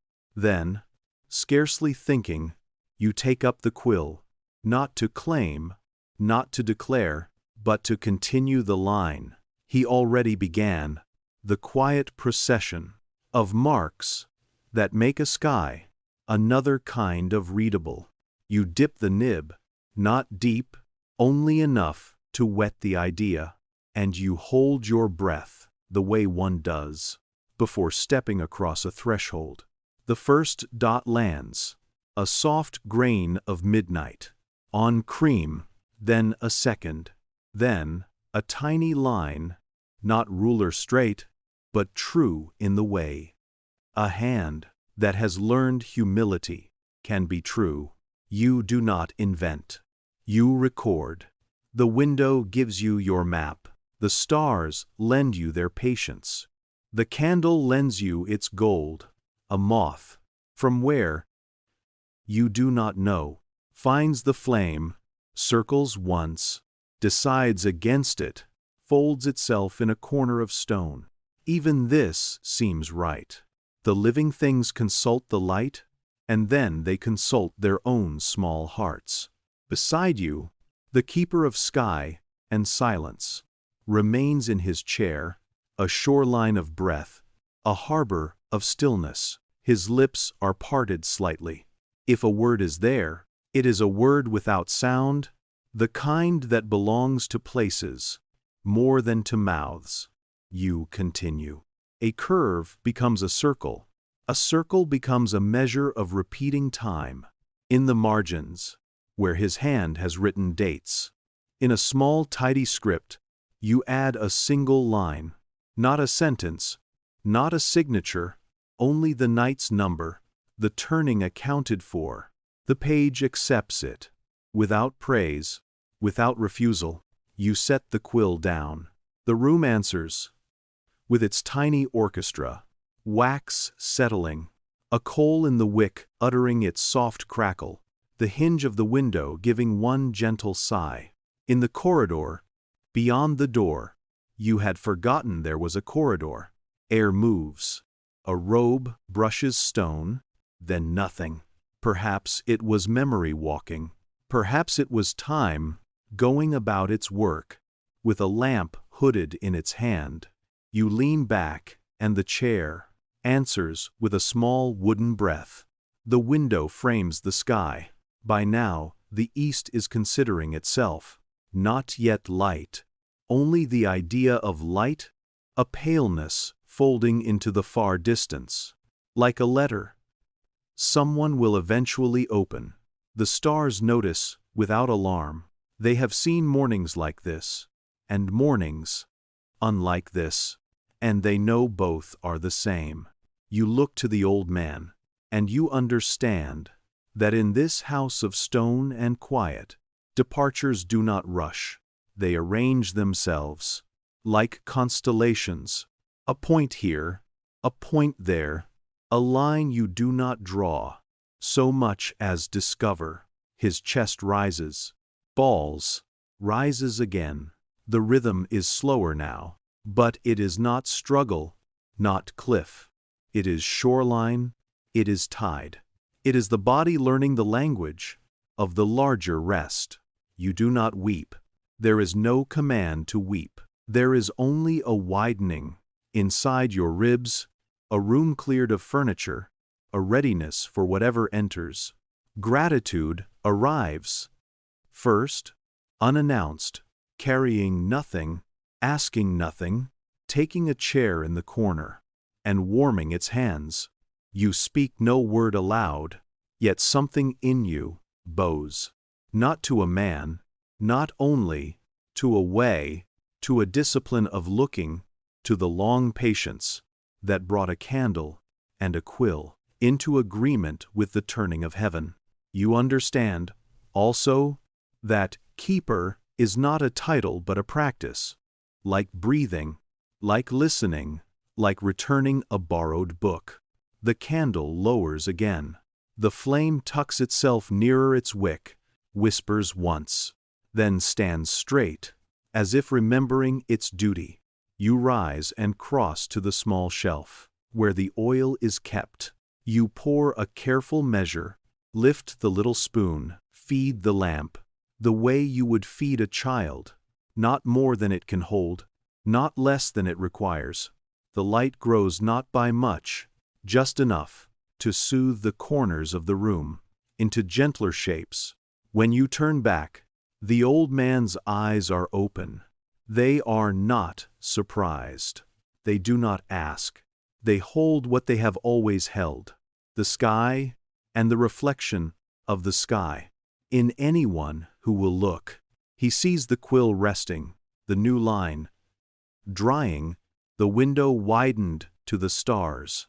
His mouth makes the smallest curve, not of pride, not of approval, but of recognition, the kind the sea makes when it meets a river that has found its way home. He does not speak. He does not need to. He lets his gaze travel from the parchment to you, from you to the window, from the window to the dark. that is already considering dawn. Then, he closes his eyes again, not in refusal, but in the old consent, the one that has made room for stars, for charts, for nights like this, to be themselves. You do not touch him, you do not break the thread. You sit, you listen, your breath returns to the measure it learned at the meadow of stones, at the circle that had no first step and no last. In, out, gentle, true.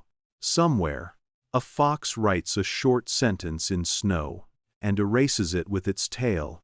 Somewhere, a river practices its single verb. Somewhere, a child turns in sleep, and the night tucks the blanket closer.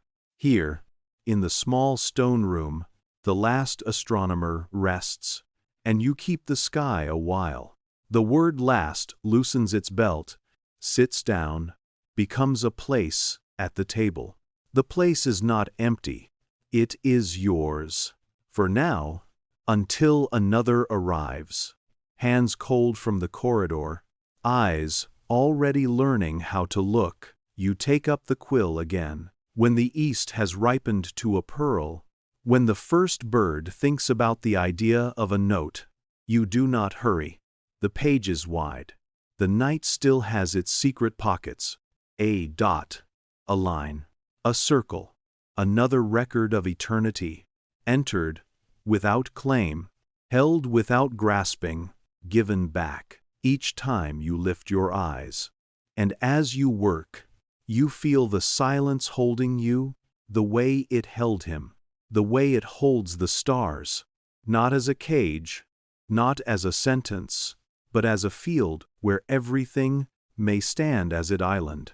The lamp breathes. The room agrees. The sky continues. The prayer remains. A prayer without words. A practice of stillness that outlives every name. When at last, the window hoards a thin gold along its stone, and the constellations begin their gentle leaving, you set the quill aside. You fold your hands on the desk, as he did. You lift your face to what remains. 2 steadfast lights, then one, then the pale blank of morning, ready to be written by other hands. You breathe with him, still, even if sleep has gone where sleep goes. Slow, gentle, calm. The stars will remain, the silence will hold, and in this holding, you are kept, as he was kept, as all keepers have been kept, not by title, not by stone walls, but by the mutual trust, between a steady gaze and an endless sky. Day will come, bells will speak, footsteps will find the corridor, questions will arrive like birds at a sill. You will answer them, with a chair, with a window, with a candle, with a chart, with a quiet that teaches itself by example. And at night, when the city remembers its noise, and then, for a while, forgets, you will return to the desk, to the small, faithful work of lining earth and heaven, one dot at a time, one line at a time, one circle at a time, until the word last is only another star, steady, patient, placed in a sky that understands only this. Again, and still, sleep gathers you like a shawl. It knows your shoulders, finds the curve of your breath, settles without weight. Around you, the chapel keeps its quiet duty, stone listening to stone, beam resting on beam, the small lamp sipping what oil remains. Outside, the night does not end. It unfolds. It stretches beyond the hills, over dark vineyards and sleeping rivers, over cloisters and empty cloister walks, over rooftops, where frost thinks of forming. It crosses deserts, where cold writes brief alphabets in sand, glides above harbors, where ships breathe in their ropes, moves over observatories, whose domes blink like slow eyes, and everywhere the stars hold their posture, 1,000 patient syllables, a grammar of light. You drift, but do not fall. The bench beneath your hands is steady oak, smoothed by knees you will never know. The wood remembers those knees. The stone remembers the wood. Everything remembers. And remembering here is not ache. It is a kind of warmth. In his stall, the monk's shoulders soften. A line at his brow loosens, that small knot that wakes with him and sleeps last. The lamp considers a bend, considers a bow, then stands attentive again, as if it, too, had made a vow. Somewhere far, a bell tests a single note, and decides it is not yet time. Somewhere near, a mouse changes its mind at a crack in the wall. Somewhere, in the high dark, an unseen bird chooses silence over flight, and becomes more wing than motion. Your breath keeps the measure. In, out.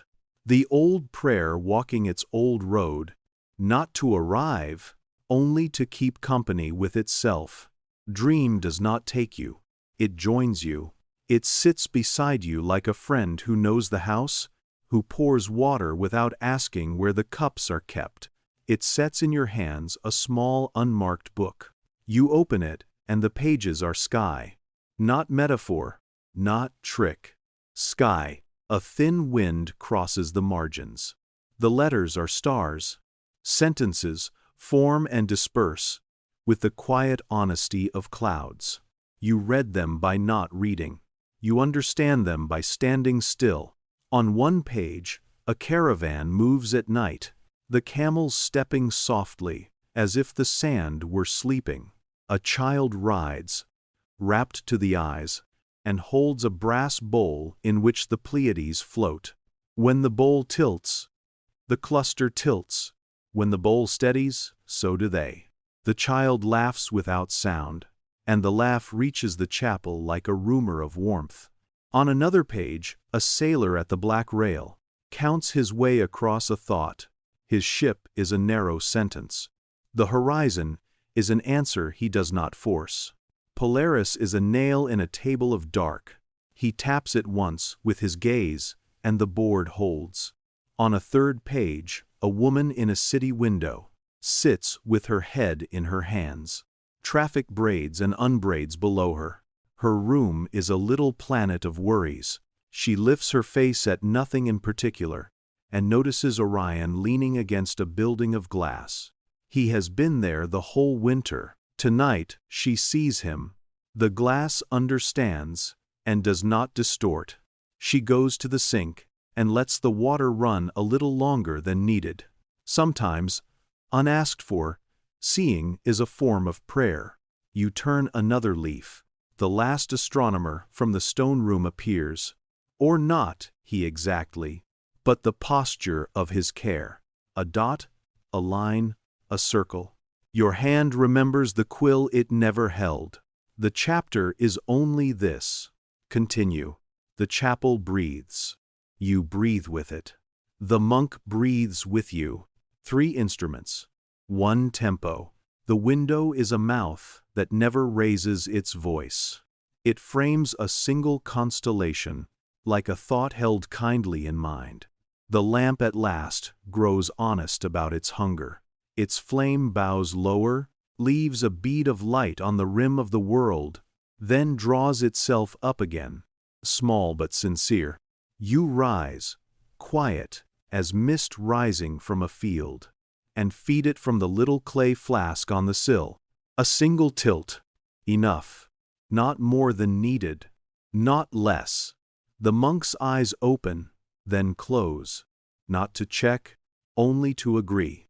His hands rest palm to palm, not pressing, only touching, as if each hand were an answer the other can hold. Outside, a sliver of the east considers its duty. Not dawn. The thought of dawn. A tone before the tone. The hills receive the idea and do not speak of it. They have learned the etiquette of beginnings. You return to the bench. Silence resumes its garden. A seed of birdsong shakes in a far hedge and stills. In the rafters, the timber makes a soft memory of summer and releases it as a tiny sound. You could rise. You could leave.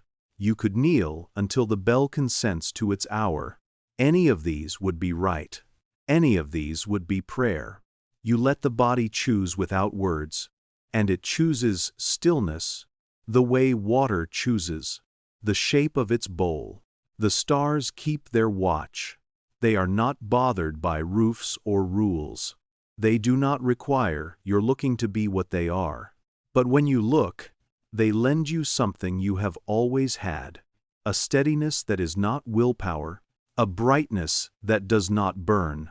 You find, in the unlit corners of your mind, rooms that have never been locked. You step into one. It smells faintly of cedar. On the table lies the day to come, folded, face down. You do not turn it over. You do not need its lines yet. You stand in the doorway and let the room know you, the way a field knows a footfall without alarm, a soft scuff in the aisle. Another brother, perhaps, crossing the chapel's edge, bare feet, reading the stone like braille. He does not pause. He does not ask. He carries water. He carries quiet. He adds both to the chapel and leaves nothing less behind him. From the window, the constellations begin their courteous exit, not a departure, a yielding. They step back, as one steps from a threshold, to let someone pass, not because one must, but because there is joy in making room. You lower your head. Your spine knows how to bow without effort. Your breath knows how to write its single psalm. The monk beside you is a coastline. You are a tide. Neither owns the other. Both are shaped by the same moon. The bell finally speaks. Once, twice, 3 times. Not loud, only clear. Its note travels through stone, into wood, through you, finds the lamp, finds the window, finds the field beyond the walls, and returns thinner, gentler, like a word passed hand to hand around a table of friends. Movement gathers in the monastery's halls. A sleeve whispers, a latch consents. Sandals answer the stare in soft commas. Lauds, approaches, a simple procession of voices that will not demand to be believed. You will stand with them. You will lend a syllable to their rope of sound. But, for this last small moment, you remain in the chapel's held breath, where even thought walks barefoot. You lift your eyes once more to the window, to the last faithful lights. They do not diminish. They relocate into you. What was above is within, and what was within finds itself reflected above. A quiet exchange, even terms. You are not larger, only more at home. The monk rises, as a tree might rise if asked kindly. You rise with him. He glances toward the door, toward the slow gold rinsing into the sky, then toward you. That slight, already smiling acknowledgement of 2 keepers sharing the same small watch. No blessing is spoken. None is missing. You cross yourselves with the air. You turn toward the choir. The lamp attends your leaving without complaint. The bench cools and keeps your shape for a heartbeat, then forgets you beautifully, the way the sea forgets a hand. In the aisle, feet find the measured dust. In the loft, a page lifts and settles. On the far hill, a farmhouse window opens to a new cold. In a city whose name you do not need, a woman touches the pane to be nearer the morning. At sea, the sailor folds his chart. In the desert, the child sleeps with the bowl of stars beside him, unspilled. You join the others. The first note rises, not carved, not insisted, risen, like breath, warmed by purpose. It threads the chapel, threads the courts, finds the cloister garden, where frost writes careful cursive on leaves, finds the road, finds the valley, finds the observatory dome with its slit of expectation, finds the small stone room where a desk waits for night's return, finds the world awake and not yet loud. And as the note moves, you understand. The greatest prayers are the ones that do not end, only change places. They pass from star to page, from page to window, from window to heart, from heart to breath, from breath to all that breathes. The night was long, but not heavy. Now morning is light, but not hurried. Between them, a bridge of silence stands, and you cross it, unarmed, unafraid, carrying nothing but what the stars have always kept for you. A calm that does not argue, a rest that does not ask, a peace that does not prove itself, only offers, and offers, and offers again. Deeper, farther inward, like a leaf settling on clear water. No splash, no haste, only the quiet widening of rings that fade and do not mind fading. You drift past the edge of names where nothing is called yesterday or tomorrow, where even you loosens its laces and rests its feet. Here, time is a shoreless lake. Here, thought is a bird folding its wings and trusting the dark air to hold it. The constellations lean over you, like pages in a kindly book. They do not test you. They do not measure you. They simply open, and their opening is enough. A small tilt of light, a small kindness, they place upon your brow. A crown that weighs nothing, the crown of being, unadorned, unafraid. A river passes somewhere below the fields, unseen, unhurried, turning stones smooth with patience. Your breath matches it.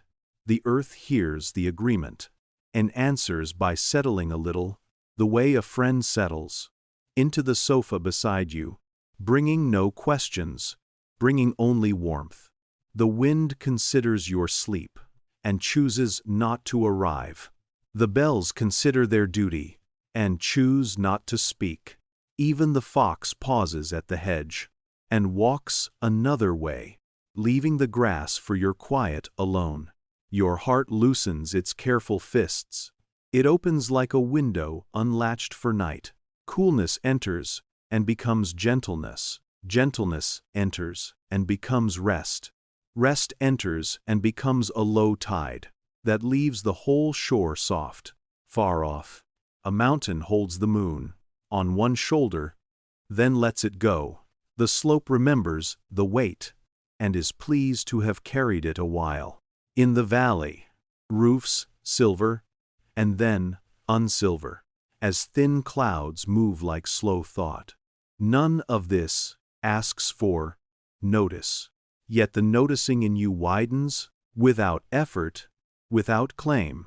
You turn once in the grass, and the grass turns with you, an understanding as old as seeds. The ground keeps your outline for a breath, then erases it kindly, not to forget, but to make room for your next sleeping shape. Nothing clings here. Nothing argues. The sky holds everything lightly, the way a mother holds the air. Just above a child's brow, blessing without touch. Memory loosens its bundles. The towers and observatories, the chapels and stone rooms, the pages of dots and lines, all step back to the edges, nodding their consent to your rest. Their work is not ended. It is merely set down, as a book is set on a table, to keep its place, while the reader drinks water. Above, a thin hush moves through the stars, not a wind, not a sound, the hush of distances agreeing with one another.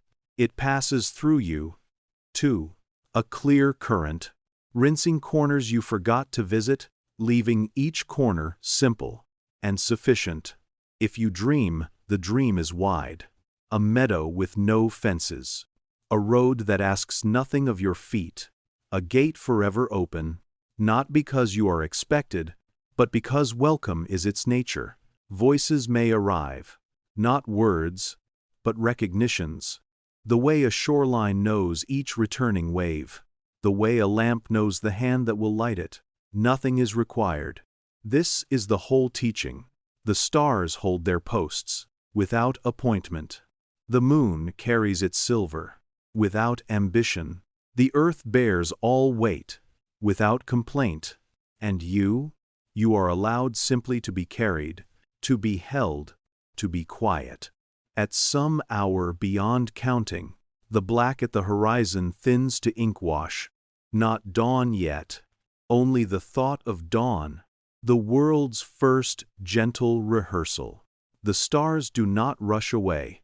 They bow, one by one, as courteous guests, and step into the brightening that needs no applause. Your breath keeps its sea pace.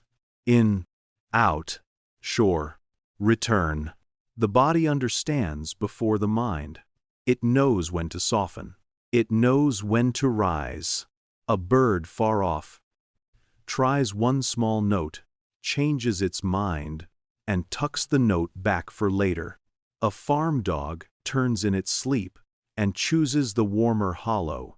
A stalk of barley lists, then stands straighter, deciding to wait. The moon, now a faint coin, slips a final brightness into the grass, a tip for the night's good service, and goes. The grass keeps the coin in dew. The dew keeps the coin in pearl. All is accounted for. Nothing is lost. Your eyes, still closed, learn the pale color that comes before light. The lids aren't heavy, they are simply enough. Behind them, a soft clarity collects. Like water in a still bowl. You do not lift the bowl. You do not drink. You let the clarity be itself. And that is drink enough. If a thought comes, it comes without edges. If a feeling comes, it comes without story. Both sit at your side, like quiet travelers at a way station, content to share a bench, and not exchange names. Soon, morning will gather its tools. Mist for the hollows, gold for the hedges, a single blue for the farthest field. The world will remember its verbs. Open, warm, begin.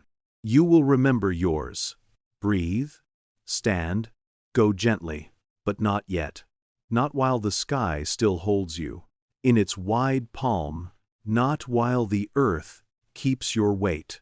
Like a secret it loves, not while the last bright grains of night are sifting into you, becoming a calm that will not leave.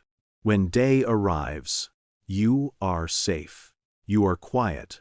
You are held by stars finishing their watch, by moonlight becoming memory, by ground that does not fail.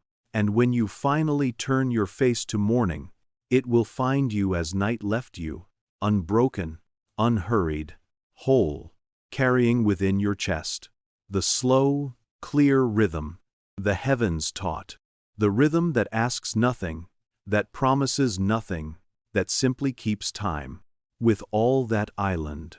Until then, drift a little farther, where the heart sets down its lantern, where the mind unknots its rope, where the body learns the lightness of being well kept. Drift and let the sky remember for you, so that when you rise from peace, and every step you take is another star walking the earth. You soften, you sleep,